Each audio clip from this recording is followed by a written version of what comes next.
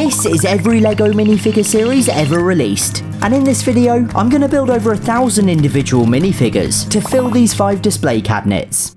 Let's start with Series 1, released way back in March 2010. There are 16 minifigures, ranging from a circus clown to a caveman, the first ever minifigure to have a unibrow. The cheerleader, nurse and demolition dummy all feature Easter eggs alluding to the names of their designers, something we're going to see a lot of. Oh, and another cool fact, this skater was later turned into a zombie. Series 2 sees another 16, plus tons more Easter eggs and lore.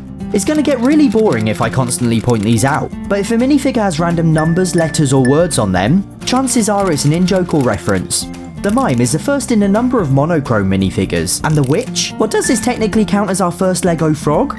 In Series 3, we see the first of the animal costumes, a gorilla, and in Series 4, the first collectible minifigure with short legs, although the first ever minifigure to have short legs was actually Yoda from back in 2002, which is going to be the only Star Wars entry in this entire video. Series 5 follows, with some of the coolest designs yet, including Sherlock Holmes, which I filmed outside 221B Baker Street, and a Royal Guard. There was actually a minor variation of this released separately, which I filmed at Buckingham Palace beside a real one. Series 6, meanwhile, features the Statue of Liberty, which I filmed beside Paris's Statue of Liberty. It's a long story, as well as this sleepyhead, basically me in minifigure form. Wow, so far this is really list-like and information-dense, so let's just take a breather. Next, Series 7, which is admittedly pretty unremarkable, but in Series 8, there are several noteworthy designs, including the first ever Santa minifigure, another cheerleader for some reason, and this diver, whose helmet is made using the lens from a LEGO magnifying glass. Now Series 9, which is really cool, featuring standard designs such as a judge, tarot card reader, and mermaid, but also numerous minifigures based on characters or real people, such as Jekyll and Hyde, Julius Caesar, and Marilyn Monroe, whose dress features precisely 359 sequins. I counted.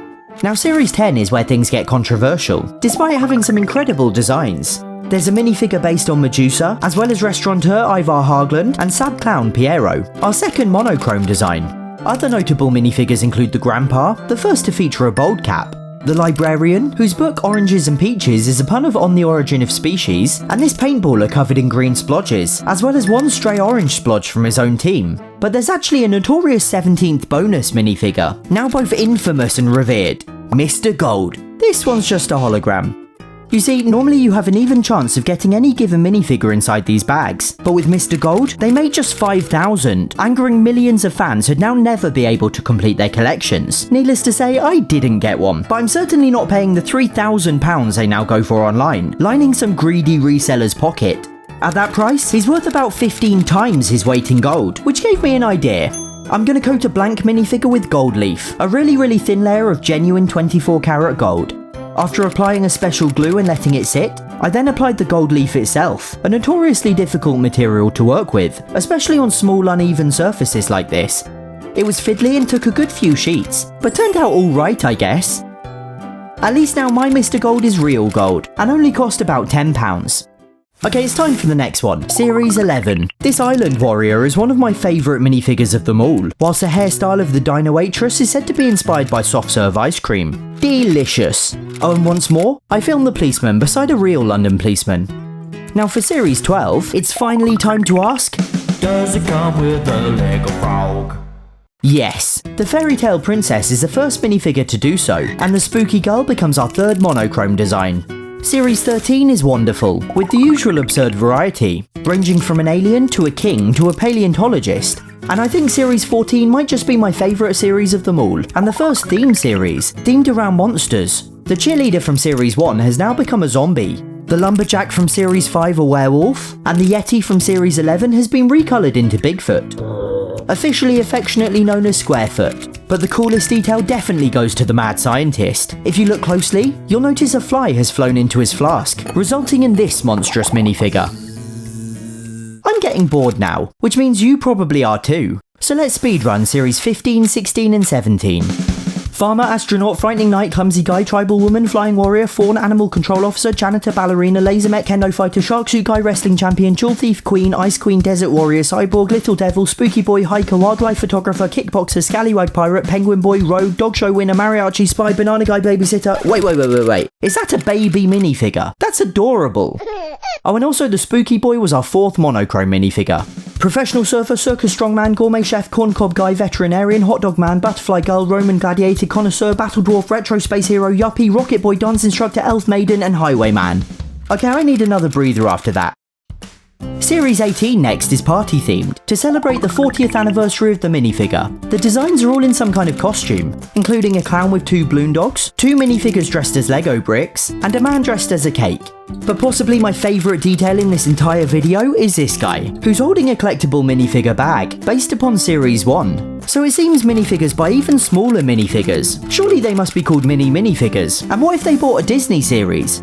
Would this be called a mini minifigure? Anyway, you might have noticed that there's actually 17 minifigures in this series, since they included a bonus, the first ever LEGO minifigure from 1978. Back then, however, they used stickers instead of printed torsos, and minifigure hair hadn't been invented yet, so everyone wore hats. Series 19 was around when I got into LEGO, so this was the first that I managed to buy myself in shops rather than on the aftermarket. There's a programmer, whose shirt spells LEGO in binary, and a jungle explorer, based on legendary LEGO character Johnny Thunder. I also fondly remember buying Series 20, and feeling the bags to collect them all. So I'm going to try and feel the bag and figure out who I've got. Okay, that feels like the pirate. Yeah, you've got like a triangular headpiece there, so I think it's this one. It is... yeah, the pirate. Series 21 onwards saw big changes, with the number of minifigures per series dropping to just 12. There's a centaur, a shipwreck survivor, and a beekeeper. And then in Series 22, another set of 12, including a birdwatcher, a forest elf, and a chili pepper.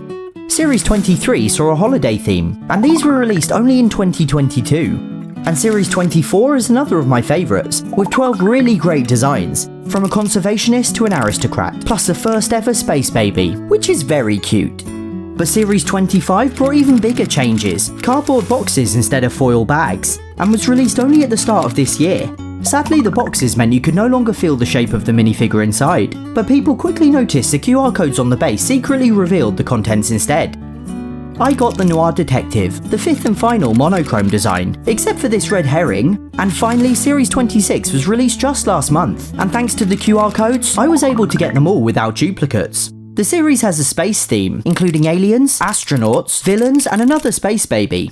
And that wraps up all 26 numbered CMF series, comprising 393 minifigures and spanning 14 years. The cabinet looked glorious, but let's waste no time in getting onto the theme series, starting with The Simpsons. The first series is the standard versions of the Simpsons family themselves, plus some of the main side characters, whilst the second saw alternate versions of the family, plus more of the extended cast, including the creepily slender comic book guy. There were also 2 actual sets, entirely containing duplicates or alternate versions of characters, with the exception of Snake. Sticking with the cartoon theme is Looney Tunes, featuring 12 beloved and iconic characters, such as Bugs Bunny, Daffy Duck, Roadrunner, and Tweety. I also want to mention some other cartoon characters who appear in sets rather than minifigure series, such as the Powerpuff Girls, the Mystery Gang from Scooby-Doo, the Flintstones, and I'm not really sure if they count as cartoons, but the 9 Animal Crossing minifigures currently released. Next up, Harry Potter.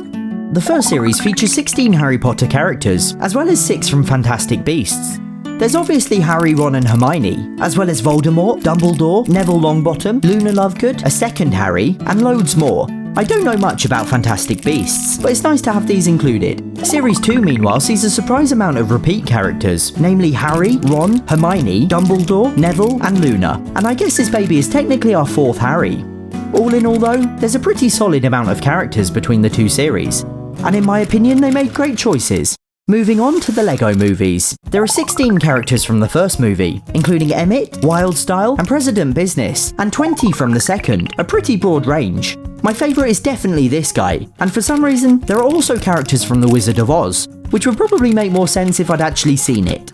Then there's the LEGO Ninjago movie, and there's a lot to unpack here, largely because I haven't seen this one either. Like, why do these characters have double torsos? And why do these 2 have sea creatures on their heads? Then there are the LEGO Batman movies, which again I haven't seen, and again raise so many questions. I mean, what exactly is going on here? Seriously. The minifigures from the second movie are just as, let's call it fanciful, but I think it successfully convinced me to watch them. It's also a good time to bring up the DC minifigure series, featuring more Batman characters as well as other superheroes, such as Superman, Wonder Woman, and The Flash. And then there are the handful of mostly Batman characters I've built from actual sets.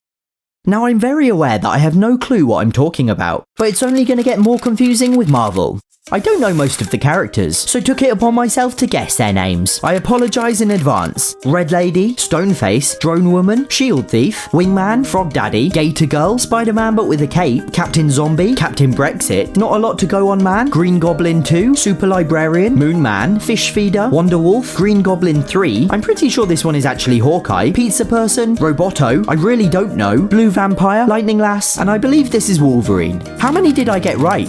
I've also got minifigures from the Daily Bugle set, which I'm a lot more familiar with, plus from another recent Spider-Man set, the 5 from the Quinjet, these characters from the Sanctum Sanctorum, and finally a staggering 31 minifigures from the Avengers Tower, the LEGO set with the most minifigures ever released. Whoa. These include Iron Man, Captain America, Thor, Black Widow, Hawkeye, and the Incredible Hulk, although technically he's a big fig. Check this out, he just about fits.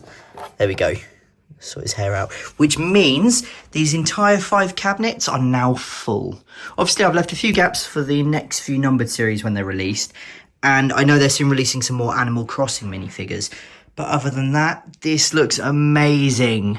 This really is a lot of minifigures. I'm gonna need some more cabinets. Let's continue with the Muppets, 12 of whom appeared in their very own series, although it's a shame there isn't a proper set. Sesame Street, however, did get its own set, with 6 minifigures, and yes, according to LEGO, Oscar does count, despite being just ahead. These next 2 series are intriguing sort of outliers. First there's the Team GB minifigures, a set of 9 released exclusively in the UK for the 2012 Olympics, which I filmed in front of the Olympic Stadium. Then similarly there's the German national football team, released exclusively in Germany and unlike the Team GB set, based on real people, including Manuel Neuer, Thomas Müller and Toni Kroos. This makes them part of a very exclusive club of real living people with LEGO minifigures based on them. I'm not talking Daniel Radcliffe as Harry Potter or Robert Downey Jr. as Iron Man, but people alive today portrayed as themselves.